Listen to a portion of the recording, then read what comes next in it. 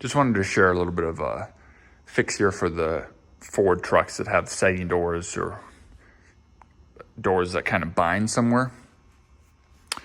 I don't know enough to know what causes this, but every 70s Ford truck that I've ever come across, mind you, I'm finding them, when they're probably a higher use stage in their life. But anyways, they'll often sag and they'll bind on the front quarter here.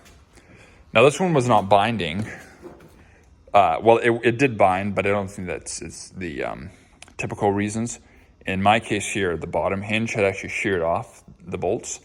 So you can see a little bit of damage here from the past.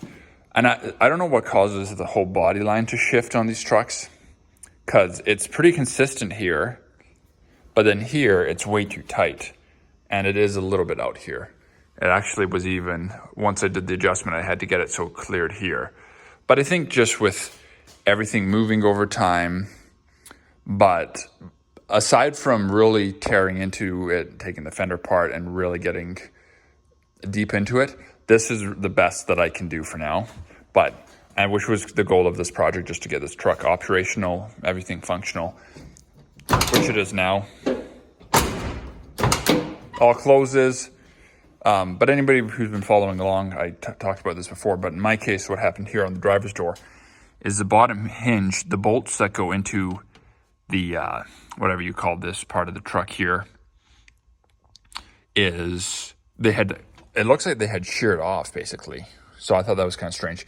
It's possible that this truck got hit and maybe repaired. It's, who knows the history. I don't see any damage on the frame or anything like that. But I think also just with things rusting out, a weak point might cause the truck to shift a little bit. But anyway, so this one I had to weld back on because, to my knowledge, the only way to get into the bolts that go through are like sliding, and they're kind of just fixed there. So to my knowledge, the only way to get to those would be to cut an access point here or cut an access point here somewhere. But either way, it's a big job. So I opted to just weld it back in place. Thankfully, the witness marks were obvious enough that I was able to get it very close and weld it back in place. Otherwise, if it's been broken for long enough, you might have a hard time finding where it was. So, hopefully you could leave it mounted to the door. But that's up for you to decide. But anyway, so I ended up welding mine on. This side was fine. It just had broken off here. So instead of trying to mess with bolts, I just welded it in place. This one here had to shim it to get the adjustment with about 2 washers, so about like 3/16 worth of shimming to get it high enough so it caught on the striker here. I think I didn't end up needing to do it, but I think if you loosen these 3 screws here, you should be able to get your striker to adjust a little bit that way. But I got it where I want. It's good enough. Kind of like for me with this project, you just leave it well enough alone, get it to where it functions, i.e. in this case, the door closes and opens fine.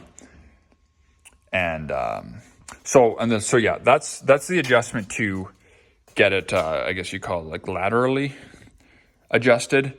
Now there is another adjustment on these to line up your body lines this way. So, they're flush, which I did do. I ended up actually just putting it back where it was. But if you loosen these 2 bolts, you'll see that the inner washer on the door slides front to back.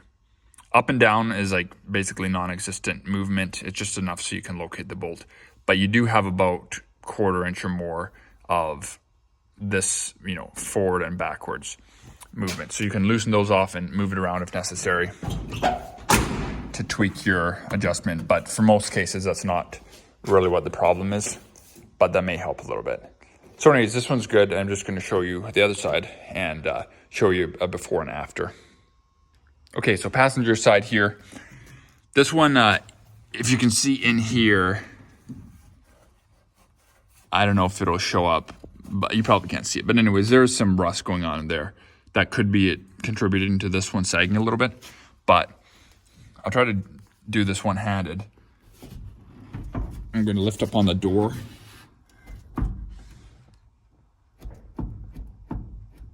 I don't know if you see that little bit of movement, but part of the binding could be just the hardware wearing out here and allowing it to sag. I'll show you what this one's doing. So you can already hear what's happening. The body lines on this one is quite noticeably sagging and causing it to bind. So here you can tell over time, or somebody might have forced it really hard at some point, but probably just a little at a time has caused a stress crack here.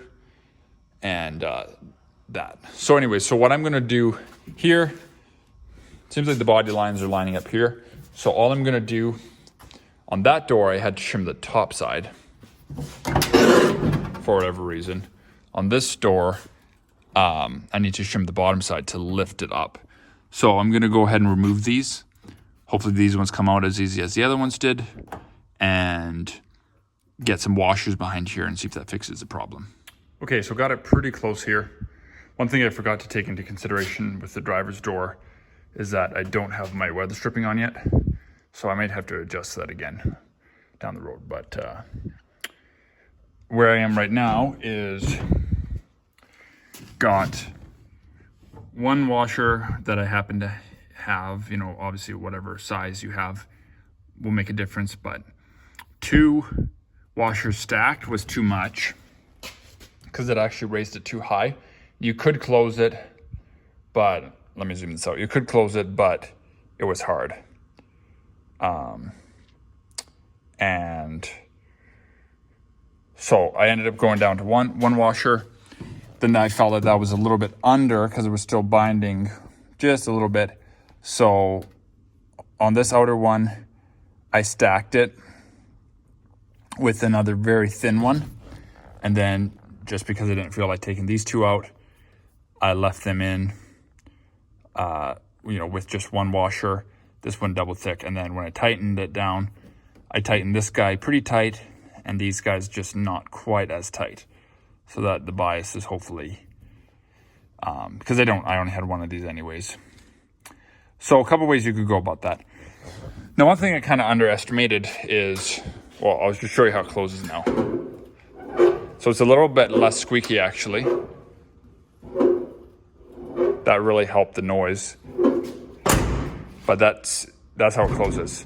Now, this amount of looseness, I think will actually be taken away when I put the weather stripping on. But I'll show you here. Before, when I had it too high, before when it was too low, it was very hard to open. When I had it too high, you could open it, but when you went like this, it wouldn't move on its own. You had to simultaneously pull and yank at the same time, like that. But now, just a lifting motion. And one thing I am after, and I got it this good on the driver's door, but where you can just go push it through both clicks very easily. And got it pretty good here. Now, one thing I underestimated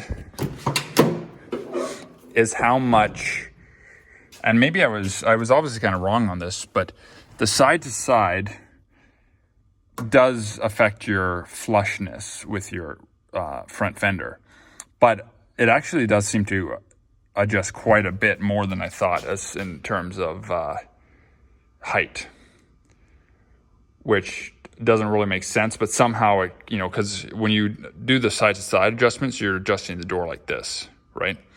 But anyways, it suffices to say that did make a big difference. Now in this case, I didn't even touch the upper hinge at all. Bolts are exactly where it was, but I did play around with this one. So you can see the witness marks. So after I got the washers in, I think it was still binding, so I put it to the farthest out position. So loosened it and pushed the door as far as it would go. So essentially it's moved away from the fender like this. Right, so it'd be out this way. But because I thought that would fix it, but oddly enough, that actually made it worse. So anyways, all that to say, it adjusted the opposite of what my instinct was. So, you know, I thought that, okay, if I move it out, it's going to move it farther and blah, blah, blah. But it was actually the opposite of what kind of you'd think it would be. So, but play around with it, obviously. So I kind of ended up going with basically a half and half position. Sorry, actually, no, I actually, what I mean is I ended up pulling it out farther than what it was. So you can see the witness mark here. So it's farther in. So the way it sits right now and the way it's closing is I actually moved the door, the bottom of the door in a little bit and shimmed it out. So that might be the reason that my driver's door was a little bit off. So, but now that I know that I forgot to account for my weather stripping, I have a feeling like this door, because it latches and then it goes in yet a little bit. But I have a feeling this door is going to be basically perfect once this weather stripping's on. I feel like I'm going to have to readjust the driver's door. But there you have it. Hopefully that was helpful. And thank you for watching. I'll see you in the next one.